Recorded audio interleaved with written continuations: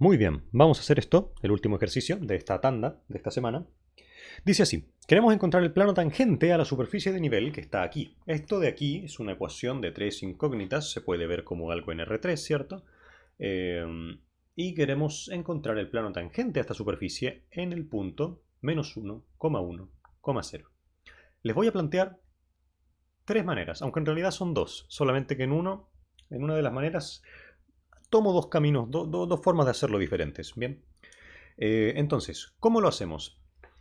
Voy a tomar esto, toda esta ecuación, y en caso de que tenga cosas a ambos lados de la igualdad, es decir, alguno de los lados no sea, o sea, ambos lados no sean cero, voy a mover todo a un mismo lado. Aquí ya está hecho, ¿cierto? Ahora, si en el lado derecho en vez de 0 hubiese tenido xy cuadrado más 1, habría tenido que mover eso al otro lado y me habría quedado eh, menos xy cuadrado menos 1.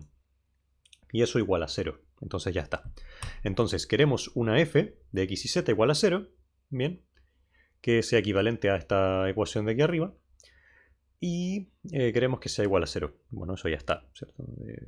Bueno, aquí la explicación es esa. Aquí estaba explicándolo antes, pero básicamente es defino mi función de esta manera y tiene que ser igual a 0. O sea, yo defino mi función f de x y z como esta expresión de acá, que tiene que ser igual a 0 en toda la curva, que es exactamente lo que pasa. Bien. Ahora, voy a calcular el vector gradiente. Bien, en el punto en el que estoy trabajando. Es decir, aquí calculé el vector gradiente, calculé las derivadas parciales de la función con respecto a cada una de las variables x, y z. Y luego lo evalué en el vector menos 1,1,0. Y me da el vector 3,3,1. Muy bien, hasta ahí todo bien. Es sumamente importante que el vector gradiente sea distinto al vector nulo. Y eso no solo para este método, sino también para el método que vamos a ver a continuación. Luego lo haremos con el teorema de la función implícita. Pero el teorema de la función implícita me pide que, si una de las variables se expresa en términos de las otras dos, entonces la derivada parcial de esta f con respecto a la variable que tiene que quedar en términos de las demás, tiene que ser distinta de 0. Entonces, si todo el vector gradiente es igual a 0, es el vector nulo, es 0 para cada coordenada, el teorema de la función implícita no nos puede garantizar nada para ninguna de las variables. Pero bueno, eso lo veremos más en detalle ahora. Lo importante es que este vector de acá nos dio distinto al vector nulo. Bien. Entonces, la ecuación va a ser simplemente el gradiente de la f en el punto x0, y0, z0, producto punto con x menos x0, y menos y0, z menos z0. Y eso tiene que ser igual a 0. Ajá. Bueno, eso es bastante fácil de calcular, ¿eh? ¿Qué nos queda aquí? Aquí tenemos para x0 y 0 z0 igual a 3, 3, 1. Bien, nos quedaría 3,3,1 producto punto con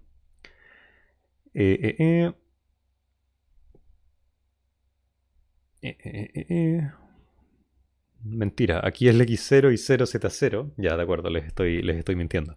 Estos puntos son donde estoy trabajando, ¿cierto? No sé si antes les dije 3, 3, 1, pero este x0 y 0z0 tienen que ser el menos 1, 1 y 0. Eso es. Bien. Entonces, eso evaluado ahí, el vector gradiente es esto de acá. Y ahora sí. Ahora tenemos x menos el x0 es menos 1. Así que esto es más 1. Y menos 1 aquí, porque el i sub 0 es 1, z. Bien, ese z no va a cambiar. Y eso es igual a 0.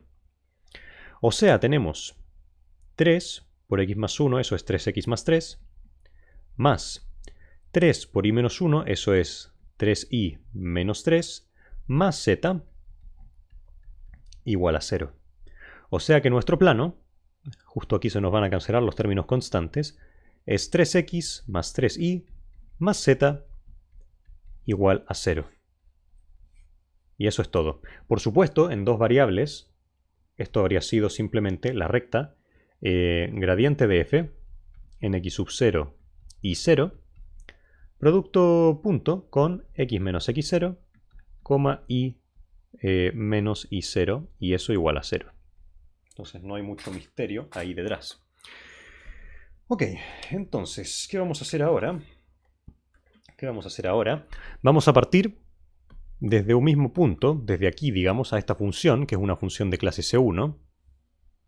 bueno, de clase C infinito, ¿cierto? Esta función es de clase C infinito, la f grande que hemos definido. Y, por ejemplo, queremos ver si la z se puede escribir en términos de las demás variables. Y efectivamente, ¿cierto?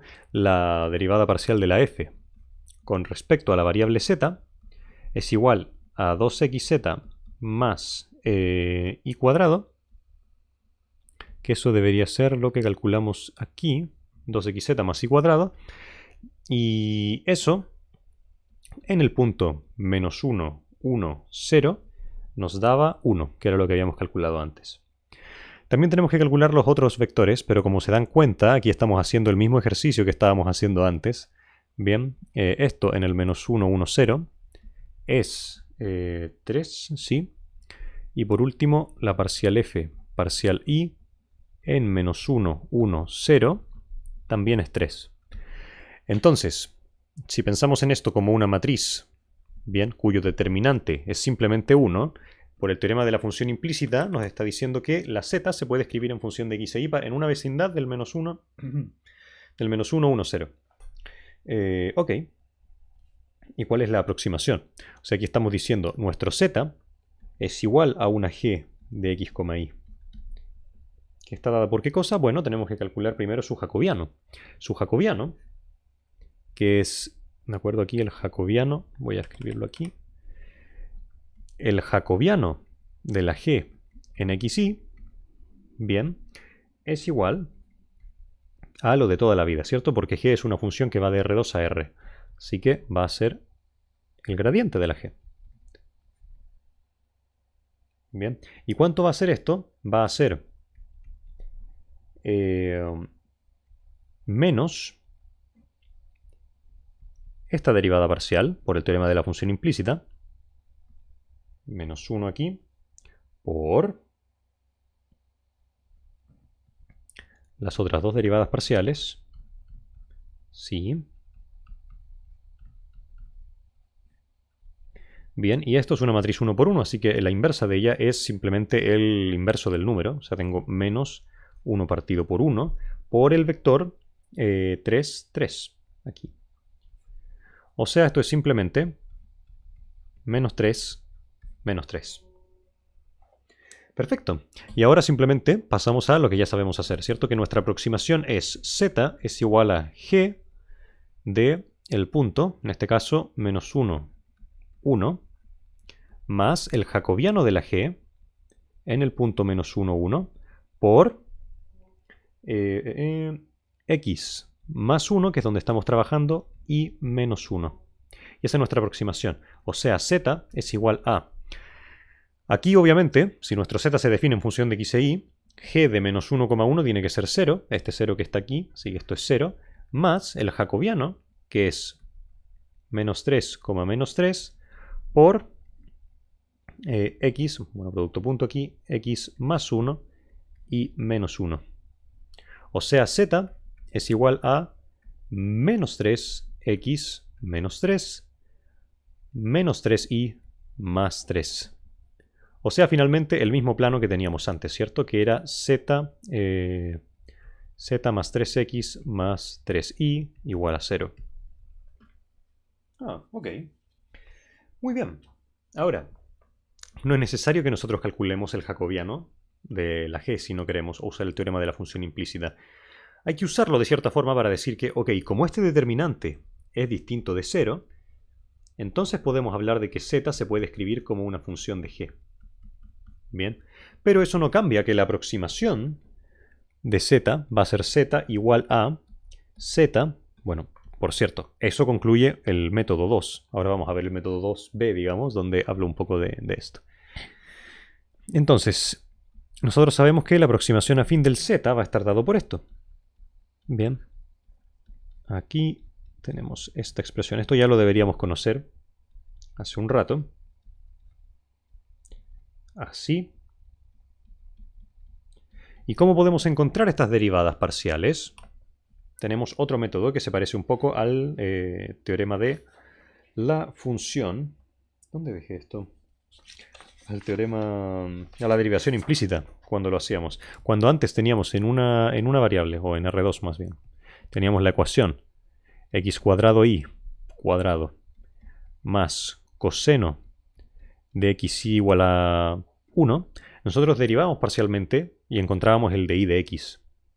Bien, entonces por ejemplo este término se convertía en 2x por y cuadrado más x cuadrado por 2y de x.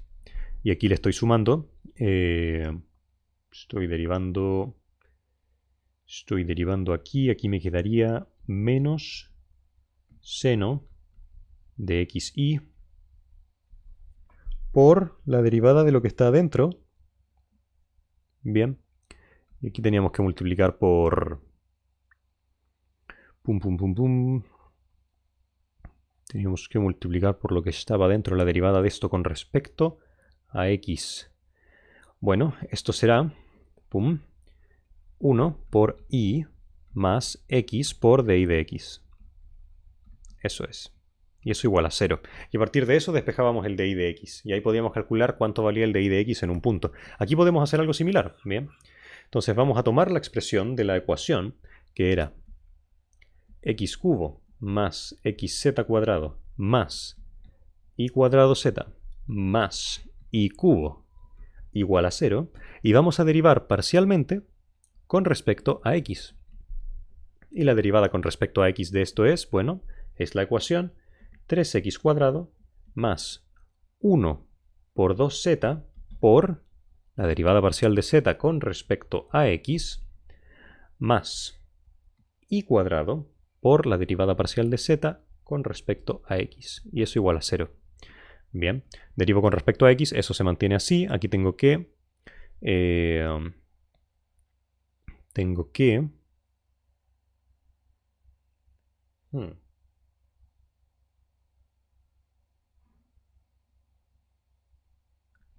Déjenme ver, tengo un problema aquí. Porque ambas dependen del x. Es 1 por z. Estoy corto de tiempo, así que lo vamos a hacer de nuevo, pero lo vamos a hacer aquí en este mismo video. Normalmente cortaría o dejaría de hacer el video, pero aquí vamos.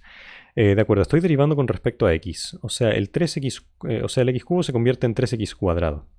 Aquí debo aplicar una regla del producto. Bien, la regla del producto es la derivada de x con respecto a z. Bien, que es la derivada parcial de x con respecto a x, eso es 1, por el z cuadrado. La derivada de la primera por la segunda, más la primera por la derivada de la segunda, que es 2z por el parcial z parcial x. Así sí, eso es. Y ahora esto le sumo, que tengo aquí. A ojos de la derivada parcial, este y cuadrado es una constante, así que voy a tener el y cuadrado por, bueno, la derivada de z con respecto a x es simplemente parcial z parcial x. Y ya está. Y el y cubo es una constante, así que esto es igual a 0. Ok, eso se tiene que cumplir. Entonces, ¿qué pasa en el punto menos 1, 1, 0? Si yo reemplazo aquí, voy a obtener 3 más. Todo lo que tenga z se me va a ir, porque z es 0, más y cuadrado, que es 1, parcial z, parcial x, es igual a 0. O sea que parcial x, o sea, parcial z, parcial x, es igual a menos 3. Y si derivo con respecto a la variable y, voy a obtener... Este primer término se me va a ir, después voy a tener... el x es una constante, así que voy a tener x por 2z, parcial y, más... Y aquí tengo estas dos funciones que dependen de y. Entonces tengo la derivada de la primera por la segunda, más la primera por la derivada de la segunda, que es parcial z, parcial y. Luego a esto le sumo 3y cuadrado y eso tiene que ser igual a 0. Y si evalúo en el punto menos 1, 1, 0, ¿qué obtengo?